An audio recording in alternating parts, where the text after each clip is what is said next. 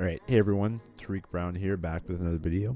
And today, I plan to break down the 5 most important gameplay tips that helped me go from a beginner to master rank in Street Fighter 6. So to begin, just a little bit about myself. Personally, I haven't really played a fighting game competitively in the past. I would say the most important game when it comes to fighting games that I played was Naruto Ultimate Ninja Storm 3. I played that game a ton.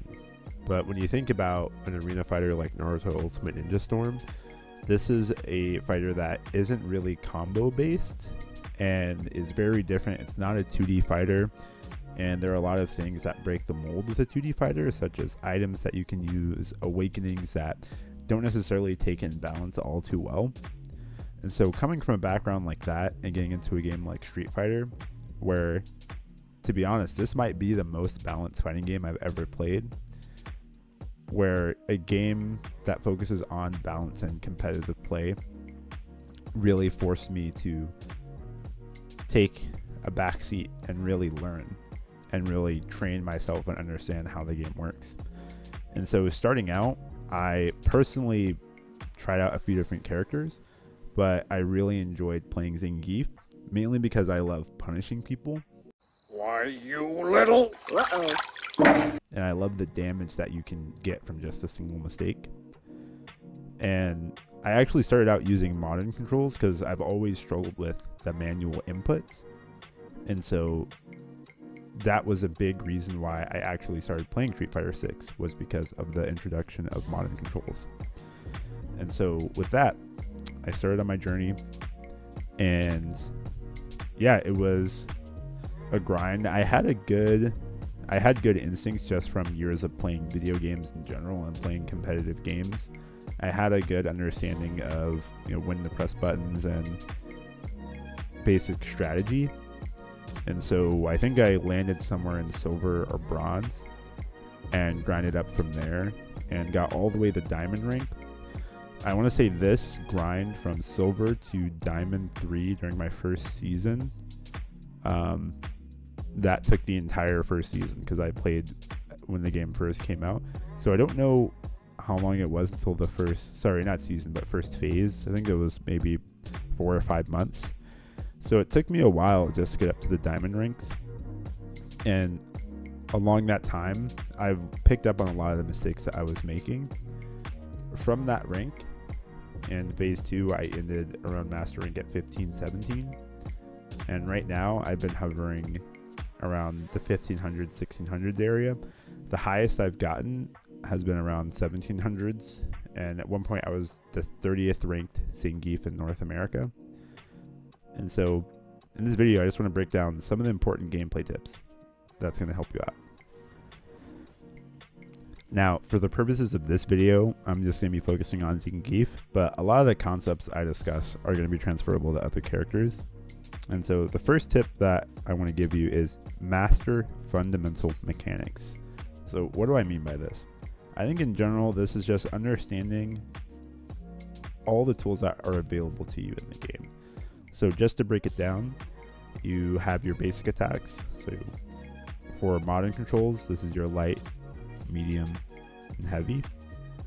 And then for classic controls, that's going to be your light punch, your heavy kick, your medium punch, etc. And this may not be clear right away, but these are probably the most important buttons in the game because they're what you want to use a majority of the time, mainly because of mechanics like drive impact and drive rush. The reason why it's important to focus on using your basic button attacks is because some of them have a special property, being cancelable. So in this case, being able to use a light attack. From a light attack, you can actually drive impact right out of it. Versus a heavy attack, no matter how much I press drive impact, I have to wait for it to complete. In this game, you want to master the timing of when to use buttons and what buttons you want to use. So what I would do is just take a bit of time and learn, what does your buttons do? What's your light punch? What's your medium punch? What are your target combos? and focus on using buttons that are less punishable, your light buttons. The next thing is going to be combos. Combos are how you're going to get the most damage, and in a 2D fighter like Street Fighter, the most important thing is capitalizing from your opponent's mistakes. So let's say here I set my dummy to punish counter.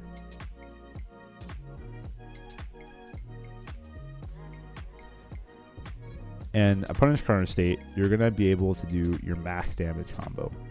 So when you land an attack, you have to think, well, what's going to be my max damage that I can get here? In Street Fighter, you want to make it so that you have to hit your opponent the least amount of times. So spend some time in practice and think, okay, I'm on punish counter, my opponent has completely made a mistake. What's going to be the first button I hit? What's going to be the combo that's going to get me the most advantage? For example, with Zangief, if there's a punish counter hit and I do a standard combo into Lariat, this is actually going to give me the most Oki, meaning I can come up and I can make my opponent guess as to what I'm going to do next. Versus if I do a punish counter and just decide to do an SPD, that's actually going to put me pretty far away and the opponent has enough time to react to what I'm doing. The third thing is going to be understanding how to utilize blocking and defense.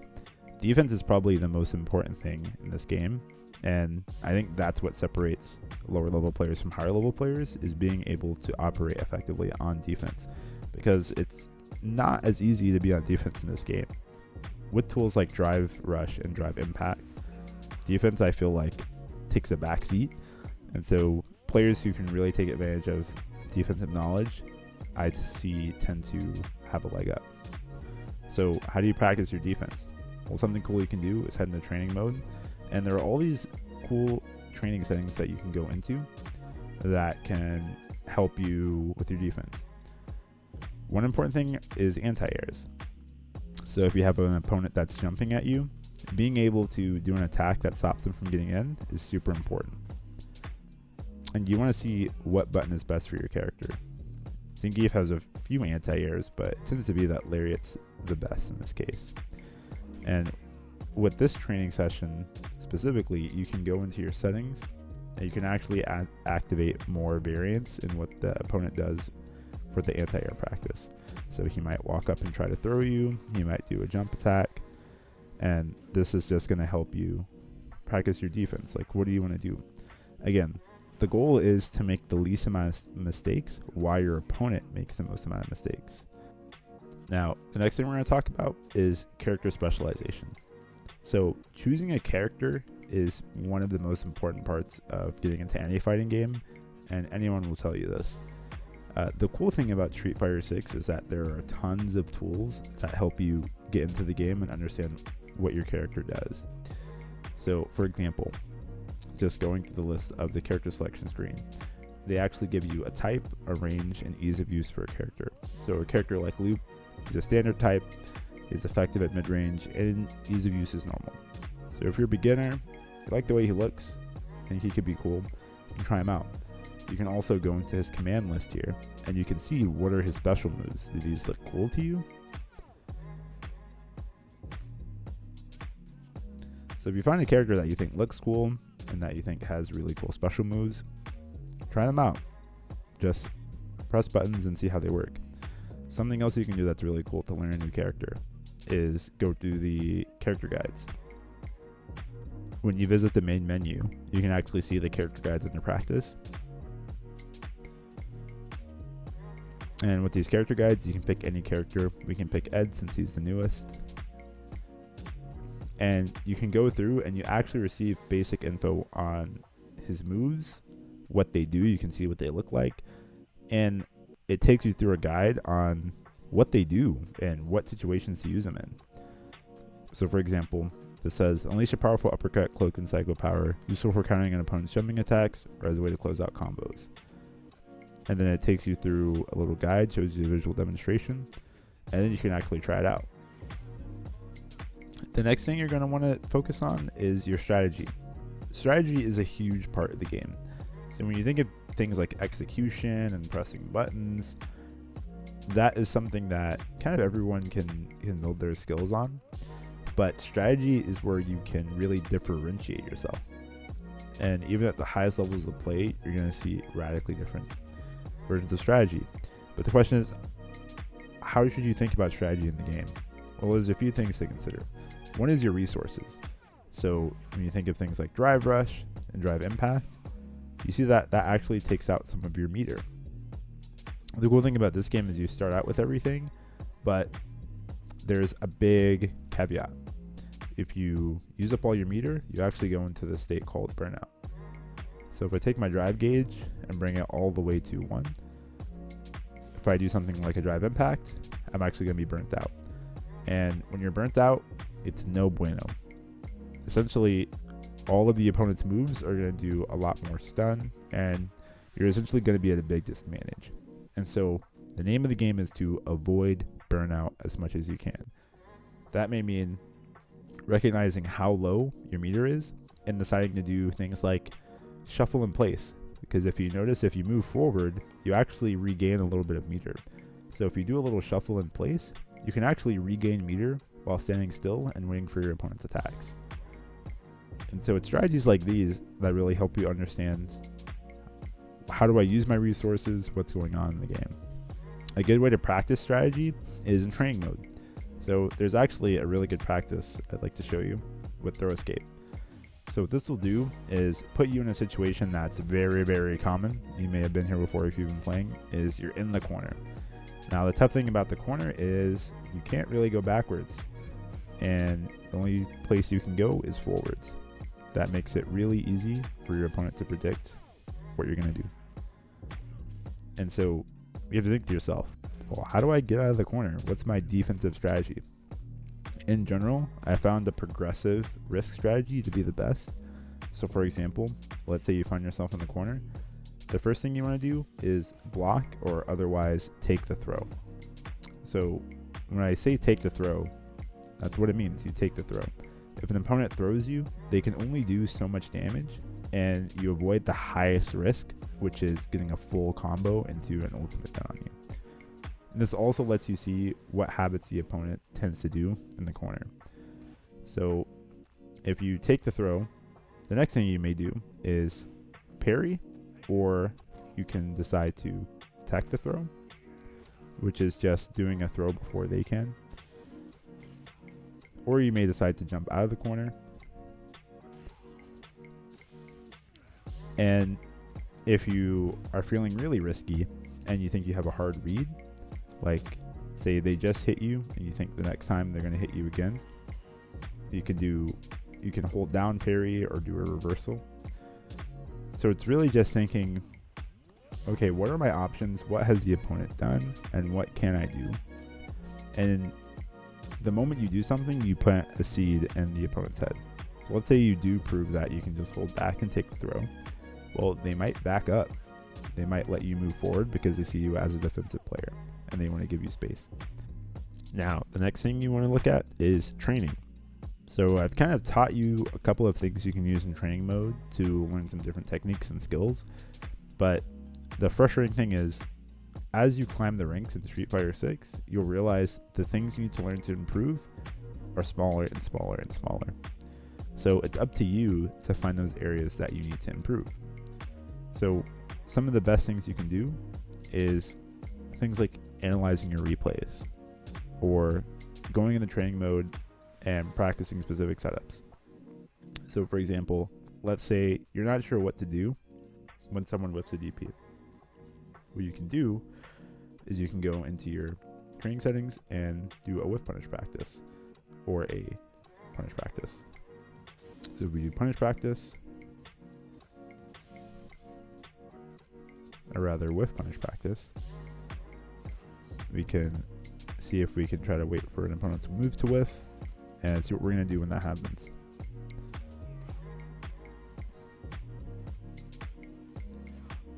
And you can actually go into the settings here,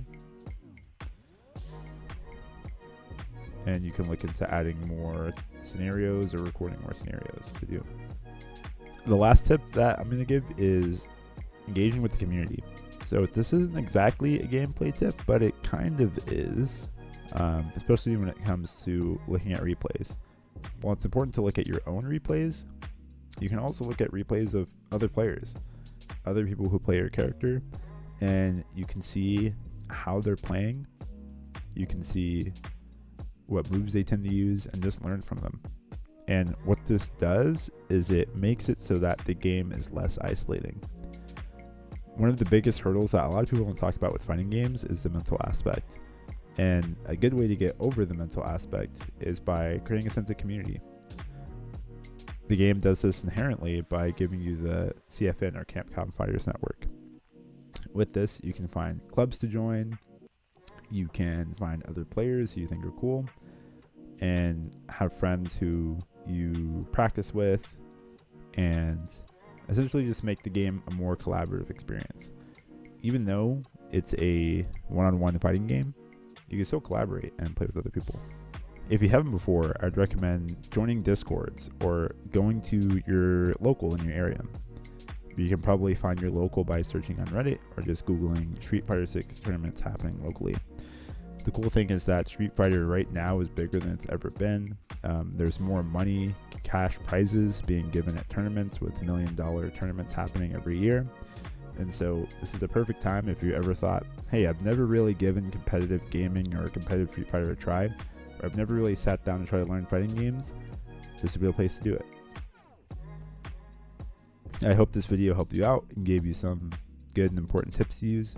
If you like what I had to say, be sure to like and subscribe and let me know what you want to see next. Peace and have a great day.